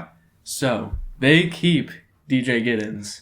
Okay, yeah, I saw that. DJ Giddens was, I believe, 14th in rushing yards last year. Okay. And he's only going to get better. And let me tell you, Iowa State's rushing defense sucks, but okay. I can give you some numbers if you want. Sure. I mean, I just think, the wide receivers for Iowa State could just tear apart Kansas State, so that kind of, balances things out a bit if they only rush and Iowa State only passes. Iowa State's wide receivers are very inexperienced. Xavier Townsend? With not only with the playbook, because they're all new. That's fair. But also in general. None of them have ever had wide receiver 1 reps. Okay, that's fair. I mean, Xavier Townsend, the problem is he was him and whoever he had last year, but Kobe Hudson, last year, they were a really solid 1 and 2 connection, But come week 4, UCF had that awful streak of for some reason everyone transferred out, and Xavier Townsend led that charge. So I think everyone forgot about Xavier Townsend and how good he is. I'm just gonna give you some numbers here. Opponent yards per rush against Iowa State defense, they were 125th in the country. Mm-hmm. Opponent yards rushing per game, 105th in the country. Okay. All right. So Do you have more stats that you'd like to share with us? Maybe a couple more. Okay. Go ahead. Let's see here. Big stat guy right here. Yeah. I will say, the passing game is not. It's not the greatest from last completion percentage. They were 100th in the country. What, you're talking about Iowa State? Yeah. I never. Okay, so Rocco Becht actually was a harsh disbeliever on last year. I didn't think he was anything, and I still think he's in that that group of Big 12 quarterbacks last year that were like good, not great, like Eli Holstein, Sam Levitt, and Jack Retzloff. They like all got ranked from quarterbacks who kind of came out of nowhere, and I think he's part of that group that is just good, not great. Yeah, I don't expect him to really do above what I expect him to do, and that's just get the ball to Townsend, get the ball to, gosh, I lost my place. Get the ball to Sol. Not to cherry pick stats or anything, but Kansas State's offense last year with DJ Giddens, they were number 2 in yards per rush. Okay. They were number 12 in rushing yards per game. That's just now simple stats. My issue with last year, all these last year stats. Yes. The portal. These teams are completely new. I don't use last year's stats because last year was in the age of the transfer portal a completely different team. But was it really? I'd say so because you get graduates, you get transfers, you get freaking people who don't play the game anymore because they medically retire from football. Okay, but here's the thing: is the O-line could be worse. It's almost the exact same, only with a new left tackle transfer coming in, George Fitzpatrick. Okay. Running back is the same. It's just it's the same team, only probably better. All right. You have anything else? You have to. No. Oh, I guess you already made your pick. Yeah. Oscar. What's up? So Guest picker, week 0. obviously it's splitting up the picks. You chose Iowa State. Josh chose Kansas State. So I'm not gonna make my pick till the end of it. I'm really gonna build the suspense. Please do. So I was looking back at the schedules from, like you said, last year isn't last year, but who cares? Iowa State, second in the Big 12, played Miami in a bowl game. Miami was a really hot team last year towards the end of the year. Mm-hmm. Cam Ward obviously went number 1 overall to Tennessee. They beat Miami. Head-to-head against Kansas State last year, they win by 8. Big game on the schedule for them. Last year, Kansas State, 8th in the Big 12. They had an unranked loss to Houston. That's bad. They lost by 20. Well, let me do them. They lost by 29 to BYU early in the season. They only beat Tulane, who's in the Sun, or not AAC. AAC. Yes. They're in the AAC. They only won by 7 points against the Tulane Green Wave. Yeah. So one of your stronger mid majors typically, but yeah. Again, it's a mid major, so They did have a ranked loss to Arizona State, which completely understandable. Scatterby's a monster, and they only lost by 10, so they definitely held their water against Arizona State. Mm-hmm. But Iowa State is retaining a lot of players from last year on offense, but obviously there's Avery Johnson for Kansas State. Yeah, big part of their season last year. Mm-hmm. But with my lack of knowledge on both of these teams right now, I'm gonna have to go with Iowa State to pull the upset. I want to add something. Okay. I'll admit when I was wrong. This might have been a big oopsie for me. Oh no. DJ Giddens is on the Colts. That's what I thought. Okay. With that being said, the actual running back is Dylan Edwards. That's who it was. I'm like, I knew it started with a D. I'm like, Giddens is back? Okay. No. I'm like, oh, I must have just kind of glossed over it. With the knowledge that was just given, you can't go to Iowa State. You already chose Kansas State. I will stick with Kansas State. Okay. And I think Dylan Edwards can do the same, even more. Wow. Than what DJ Giddens did. He is doubling down, ladies and gentlemen. Right. All right, we're 9 minutes in. We only got through one game, but that's the most important game, so I think that deserves 9 minutes. Okay. Next on the slate, not being televised, as far as I'm aware, is UNLV versus Idaho State. UNLV favored by 25.5. Why is this a week 0 game, you ask? Well, boxing match Canelo v. Crawford will be using Allegiant Stadium during their originally scheduled game, so they had to move it to week 0. UNLV will be debuting, not really debuting, I think he played or coached the bowl game last year, but Dan Mullen coming out of the booth to head coach UNLV. New look on the offense, Haj Malik Williams and Ricky White are out, but it seems they reloaded in the portal, probably better than most guys in the Mountain West. Now the problem is that their quarterback situation is Alex Orji versus Anthony Calandria, and that's just absolute hell on earth. I would not want to make that decision. I'd probably just find someone new. But they retained Jackson Woodard, who was a very big part of the defense last year. And honestly, you get a Power 5 quarterback, even if it is Alex Orji or Anthony Calandria, they're probably going to play both guys, see who tears up Idaho State more. Idaho State's playing their first FBS game since 2022. They're not an FBS powerhouse. I don't think they even had a winning record last year. So, Do you mean FCS? FCS. Shout out to their kicker, 15 for 15 on field goals last year. He transferred to Oklahoma State, so they don't have anything good going for him. UNLV smokes them. Josh? I mean, there's not really much to say here. No matter how bad Calandria or Orji are, they're still FBS quarterbacks. They're still UNLV was still ranked last year. It's not going to be close. UNLV smokes Idaho State? Oh, yeah. Oh, no, okay. That was the end. All right. Yeah, there's really not much to say on this game. It's Idaho State. It takes me like 10 minutes to find their roster. So, I mean, like Josh said, UNLV was ranked last year. They had really good games. Their quarterback situation is iffy, but I feel like, honestly, whoever plays quarterback for them will absolutely torch Idaho State's defense. So, give me UNLV.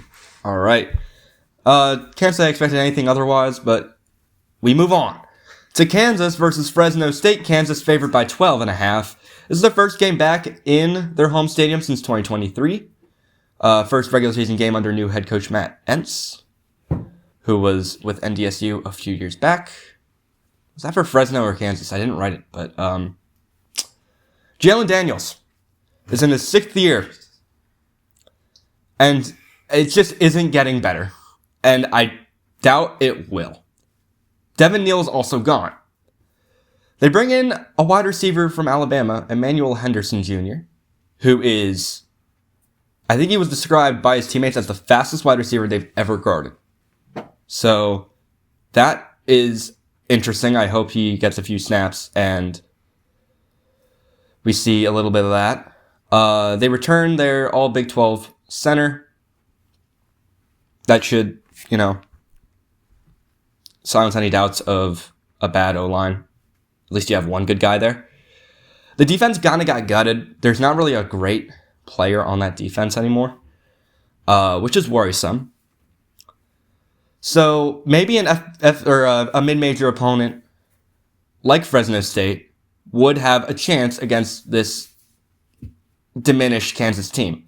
Now, I would say that if they still had a guy like Mikey Keene. Unfortunately, he transferred to Michigan. I don't know how that happened. I don't think he's Michigan great, but whatever. If Michigan wants to take him as a backup, by all means. But they replace him with Rice quarterback E.J. Warner, son of Kurt Warner. 12 interceptions 3 years straight. He is only... I don't understand why he keeps getting starting positions, because he is quite literally the definition of a Nepo baby. The offense is just not there. You're not going to see a Derek Carr. You're not going to see a Devontae Adams. They got in a pretty solid defensive back in Alzillian Hamilton. And then that's it. So Fresno State not going to be making any waves in Mountain West play. Definitely not making any waves against Kansas in week 0. Give me Kansas. Now here's the thing. Here's what I think about Jalen Daniels. I was always a supporter of Jalen Daniels until the past season. I thought he was going to make the leap, and he didn't. In fact, he probably fell back a few steps. And I love Henderson. I think he was great at Alabama last year. I could see the potential, but multiplying anything by 0 is still 0. If you have Jalen Daniels, it's just gonna hurt you.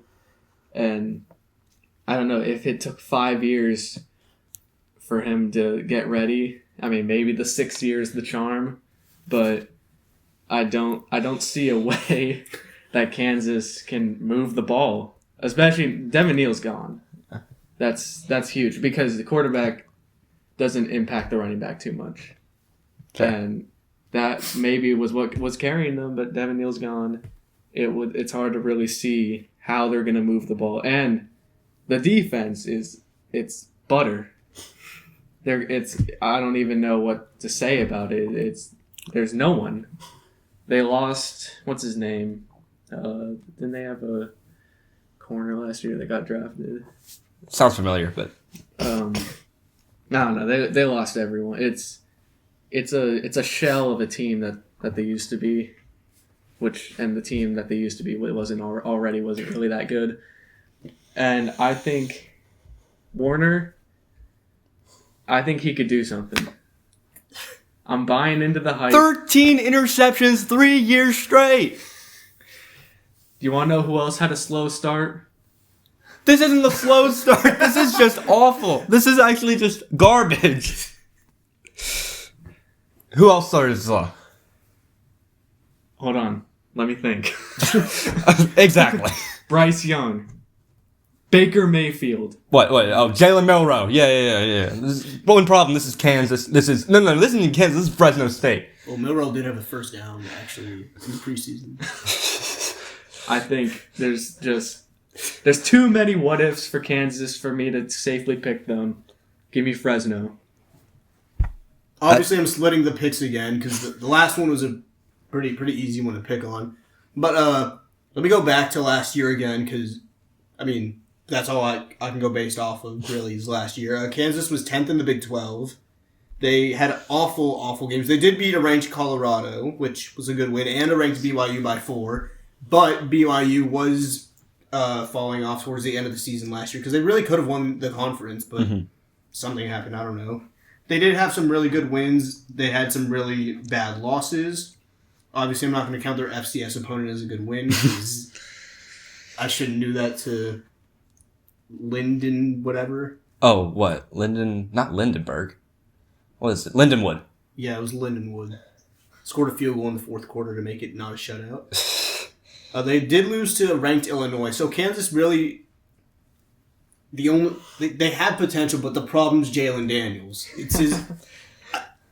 I watched a few games last year, and even if they did win the game, I really did not see much production coming from Jalen Daniels. I'm not excited for this game at all. How about that? Meanwhile, Fresno State last year, they 4th in the Mountain West, which, I mean, it was really just led by Boise State for a good amount of time with Ashton Genty at back, but obviously he's not there anymore. So that conference, they don't have to worry about him. Yeah. Hopefully, at least. Hopefully Boise State doesn't come back with some huge back. Yeah. They do tend to do that with J.J. coming in a decade ago. They did have some interesting losses. They lost in double overtime to Northern Illinois, but pretty sure, wasn't it last year Northern Illinois beat Notre Dame? It was, yes. So Northern Illinois was a team. I thought they were much better than their record last year. Oh, they were definitely better than Northern Illinois. They did have a horrendous loss to UNLV, 59-14. I think I remember that. So what week was that? It was. That was early. It was week 5. It was Heisman Malik Williams. I think that was his first start or his second start back after Sluka entered the transfer portal after not getting paid his meal money. Yeah. So, like I said, awful game, but there was a lot going on. Mm-hmm. I mean, still UNLV killed them. Yeah. Now let's go to Fresno State because like their players, because I already highlighted the only player I really have to talk about for Kansas, Jalen Daniels. Mm-hmm. They do have a solid running back room. I'm pretty sure they have like 3 or 4 running backs on the roster, so they can really rotate. Okay.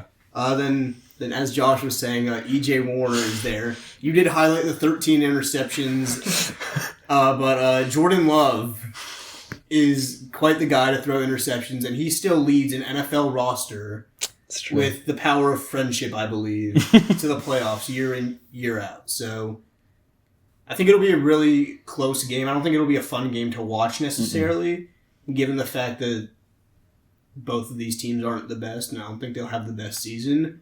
But give me Fresno State. Wow, that's unbelievable. Okay. No hope for the no hope for. I mean, yeah, Kansas isn't a great team, but man, Fresno. I mean, they're 12.5-point favorites. I think it was moving in Fresno's direction, though, if I do remember correctly. All right, game number 4. Yes. Sam Houston State versus Western Kentucky. We get a little bit of Cuse action to start off the season. Phil Longo is the new head coach in Sam Houston. He's been with the team for like a while as like a coordinator, I believe. They retained their quarterback, Hunter Watson. He definitely played football. They made a bowl game last year. They were shockingly good last year. Now, the problem about them, the entire defense transferred over to, someone. Where did Sam Houston's defense go?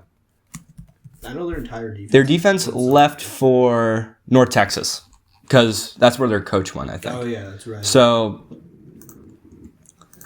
that is extremely worrisome, because, like, the entire defense, and that was, like, their big thing last year, and it's all gone.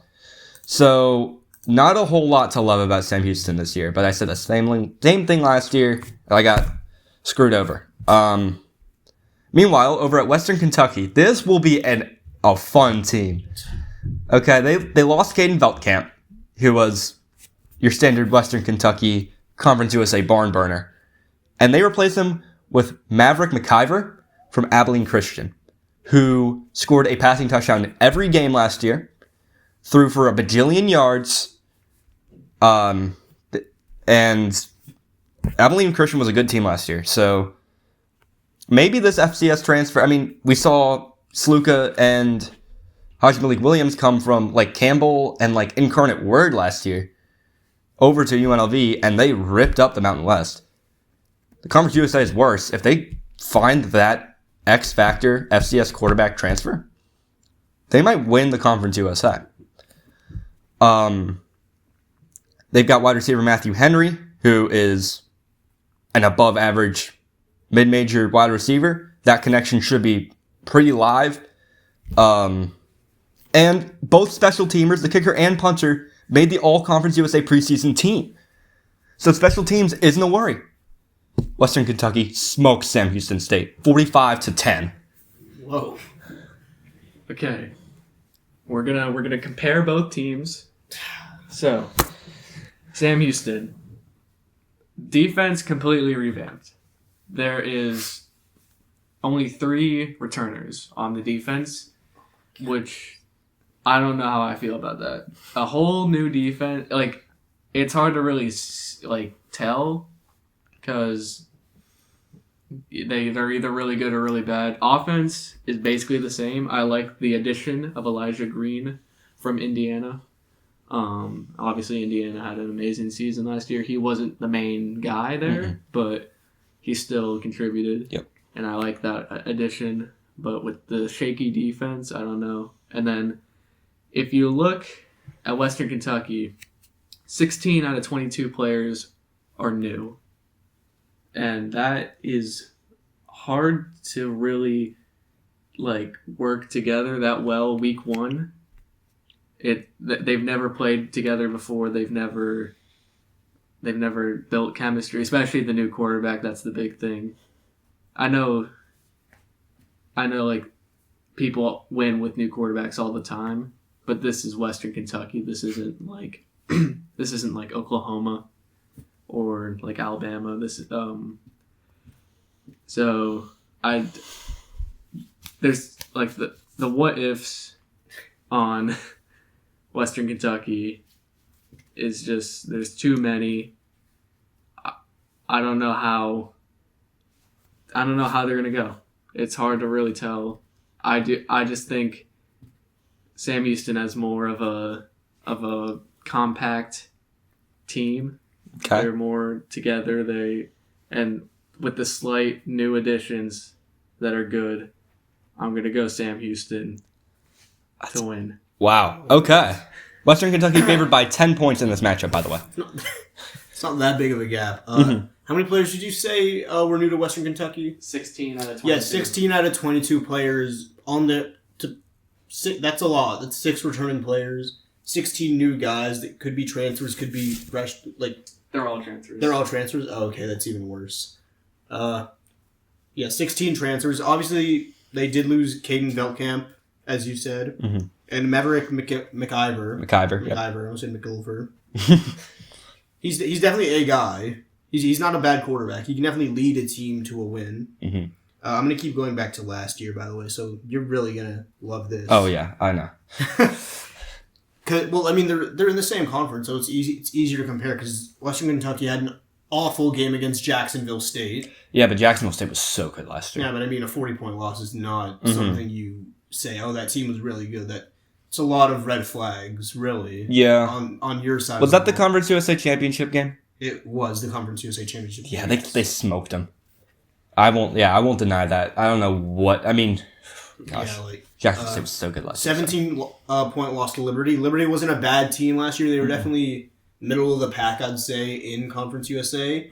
But the one thing that I didn't like about Liberty was that one loss to Kennesaw State. That was such a fun game, too.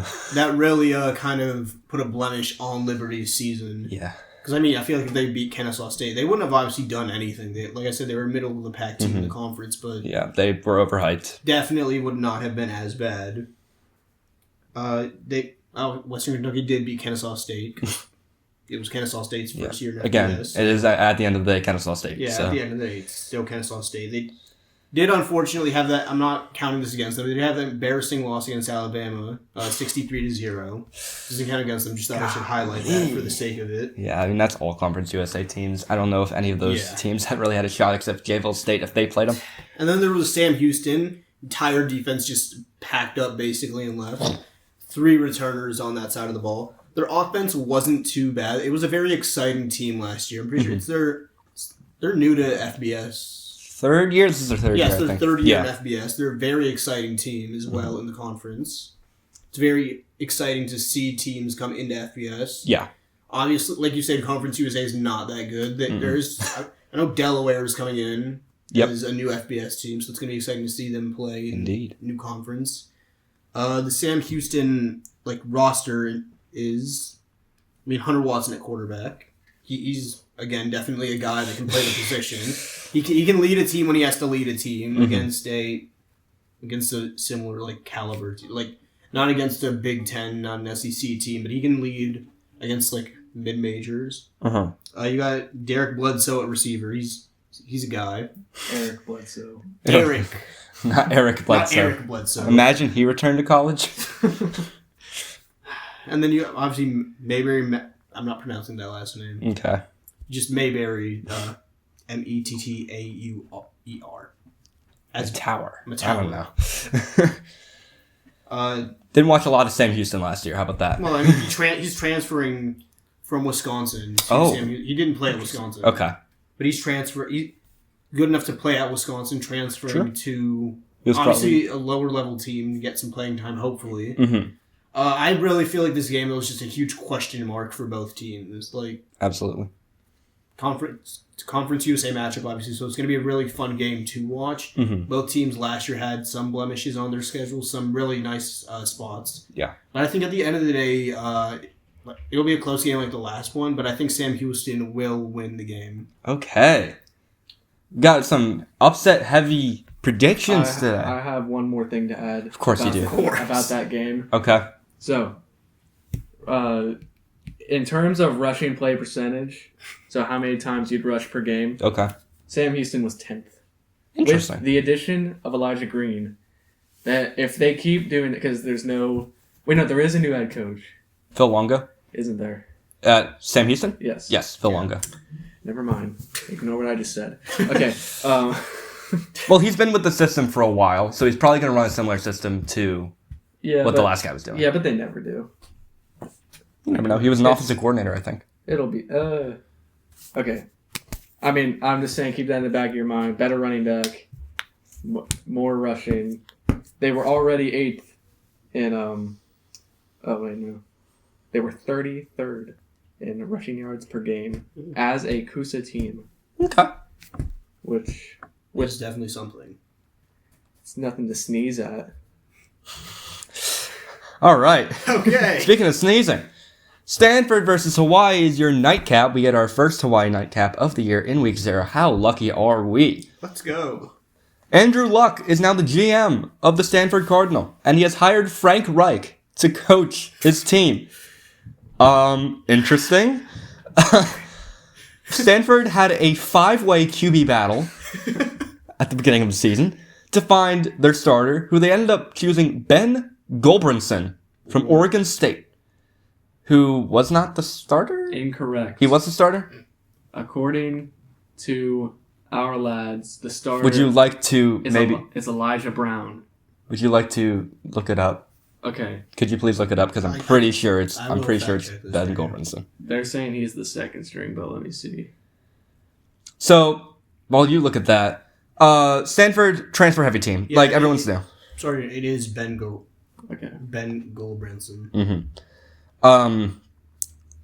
Stanford sucked last year. They brought in a ton of transfers. We don't know what they're going to look like this year, but if I had to guess, it's probably going to be bad. Hawaii is running out Micah Alejado, who had one start last year against a, albeit awful, New Mexico team. He threw for 469 yards and 5 touchdowns in that game.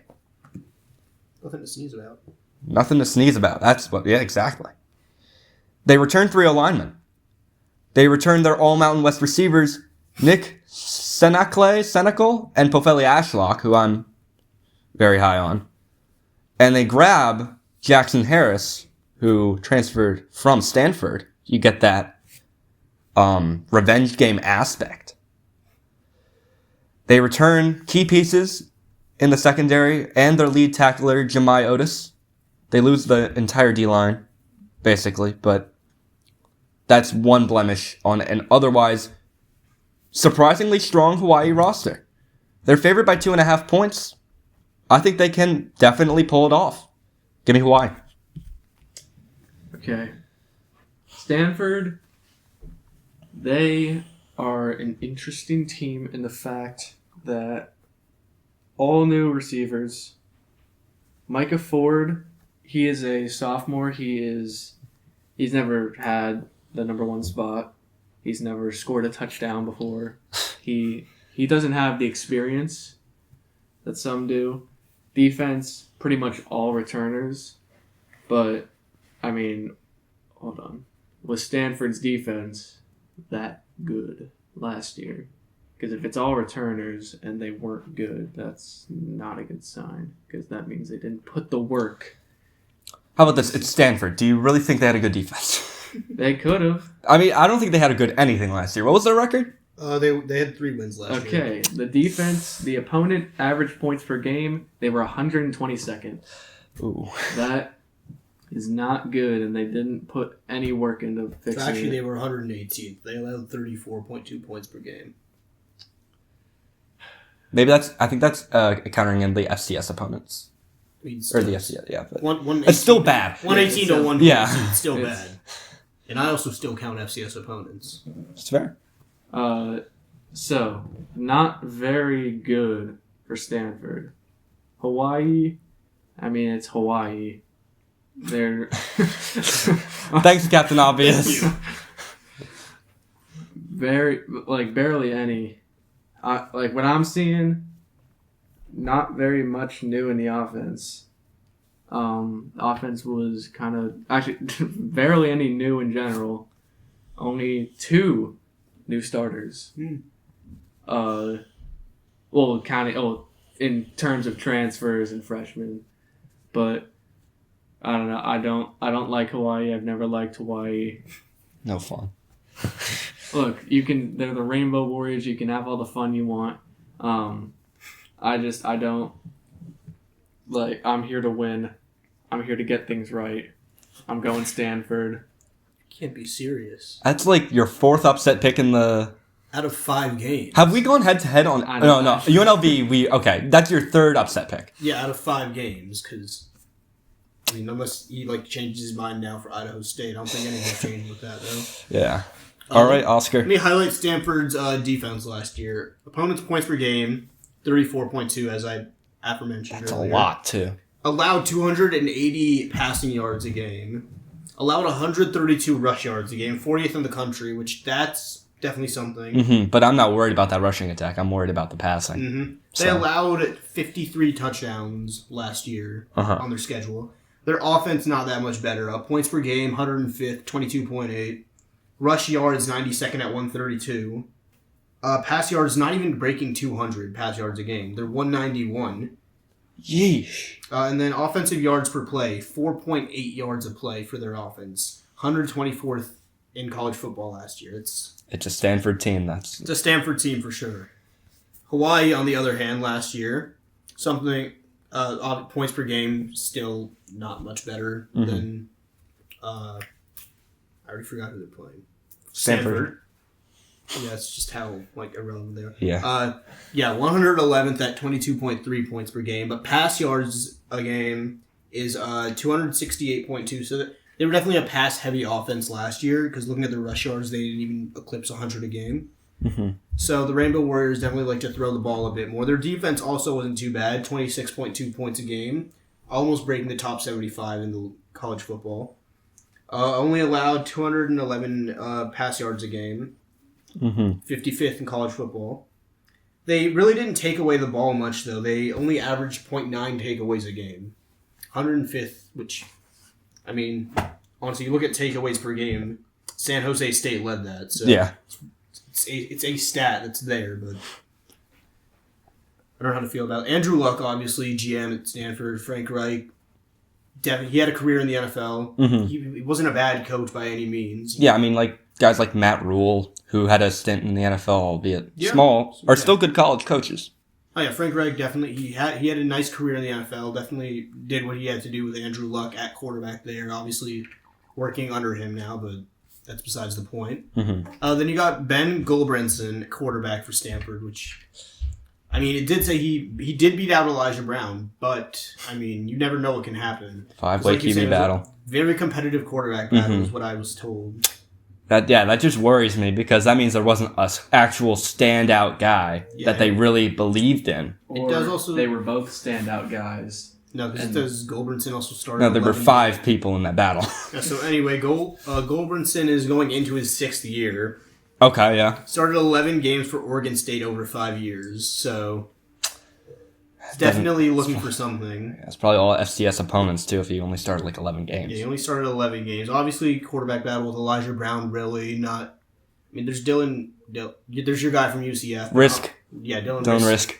But I feel like it's more going to be an Elijah Brown, Ben Gulbranson kind of battle there at Stanford. And then I couldn't find much on Micah Alejado because... One game. Played one game. But so I went back to his high school stats. Really? Oh, yeah, I went back to his high school stats. I'm not going to look at his first year. He played 2 games. His freshman year. Going to let that be. Second year, he starts. Played 13 games. 2,699 pass yards. 31 touchdowns to 2 interceptions. That's really good. Sophomore year, too. Sophomore year. Junior year. 15 games played, 3,575 pass yards, and then 54 touchdowns to 2 interceptions. Senior year, only 11 games played, by the way. Okay. 2,714 yards. Still a lot. 35 touchdowns to 0 interceptions. I mean, high school stats, all these guys are college football starters, so they're all going to be good, but that is still incredible. Oh yeah, and every year other than his freshman year, from the 2 games he played, he had a completion percentage above 700. So that's also... He's definitely a very consistent quarterback when it comes to completing passes. So With all due respect to both teams, obviously, it's going to be an interesting game to watch. Hawaii playing in week 0, so it's good for them. But I do think the Rainbow Warriors beat Stanford because I just don't think that very highly of Stanford when it comes to football at all. All right. Well, that'll do it for this episode, the week 0 episode. Week 1 hopefully won't be like 8 hours long because we're not going to dive that deep into all the games. It'll probably be a lot of FCS opponents, so that'll make it easy on us. But yeah, that'll do it. Anyone have any closing remarks? Go Cardinals. Cardinal or Cardinals? Cardinals. Why Stanford Cardinals. They're the Stanford. They're the Cardinal. Are you serious? Yes. Did you not know this? Are you serious? They're the Stanford Cardinal. Oh my goodness. All right, just cut it.